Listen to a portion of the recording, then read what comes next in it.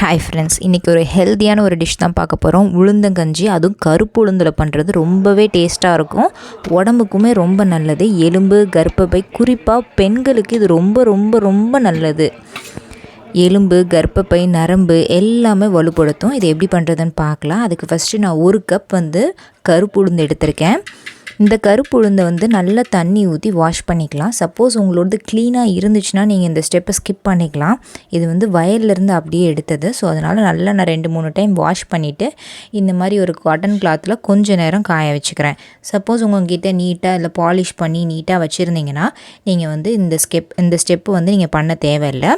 1 cup உளுந்துக்கு 2 table spoon பச்சரிசி. இதையும் நான் 2 டைம் வாஷ் பண்ணிவிட்டு அதே மாதிரி ஒரு கிளாத்தில் நல்லா ஸ்ப்ரெட் பண்ணி விட்றேன். இது ஒரு ஃபேன் காற்றுல ஒரு 10 to 15 மினிட்ஸ் இருந்தால் போதும். இந்த மாதிரி ரொம்பலாம் ட்ரை ஆகணும்னு தேவையில்லை. லைட்டாக ட்ரை ஆனால் போதும். அந்த ஈரப்பதம் லைட்டாக இல்லாமல் இருந்தால் போதும். இதை ஒரு பேனில் நல்ல ஒரு ட்ரை ரோஸ்ட் பண்ணி எடுத்துக்கலாம்.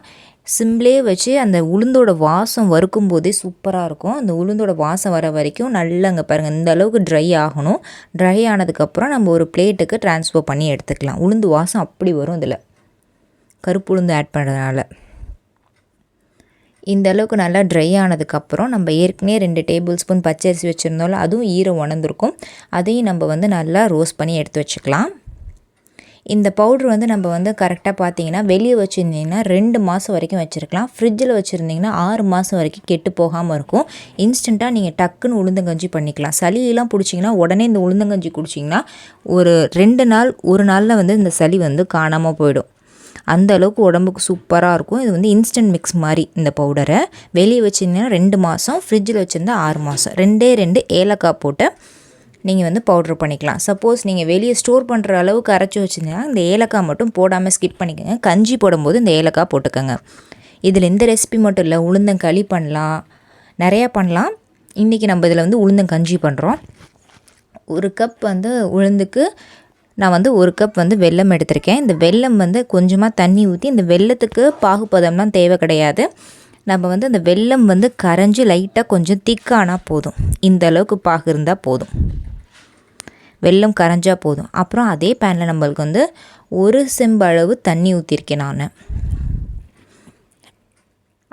ஒரு கப்பில் கொஞ்சமாக தண்ணி ஊற்றிட்டு நம்ம ஏற்கனவே அரைச்சி வச்சுருந்த பவுடரை கட்டிகள் இல்லாமல் இந்த மாதிரி ஒரு விஸ்கை வச்சு நல்லா கரைச்சி எடுத்துக்கலாம். நீங்கள் அந்த பவுடரை ஆட் பண்ணிட்டீங்கன்னா தண்ணி கொதிக்க வச்சுட்டு இதை தண்ணியில் மிக்ஸ் பண்ணிவிட்டு டக்குன்னு அதில் ஊற்றிட்டா போதும். உங்களுக்கு உளுந்தங்கஞ்சி டக்குன்னு ரெடி ஆகிடும். வெள்ளைப்பாகு நீங்கள் ஆட் பண்ணிக்கணும்.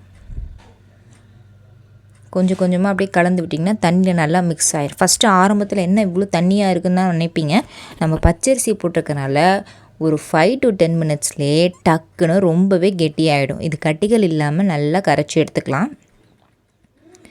இந்த அளவுக்கு நல்லா பாருங்கள், முன்னையோட இப்போவே இது நல்லா ஒரு திக்கான கன்சிஸ்டன்சி கிடச்சிருக்கு. இப்போ இந்த நேரத்தில் நம்மளுக்கு வெள்ளை பாகை நல்லா ஃபில்ட்ரு பண்ணி சேர்த்துக்கலாம்.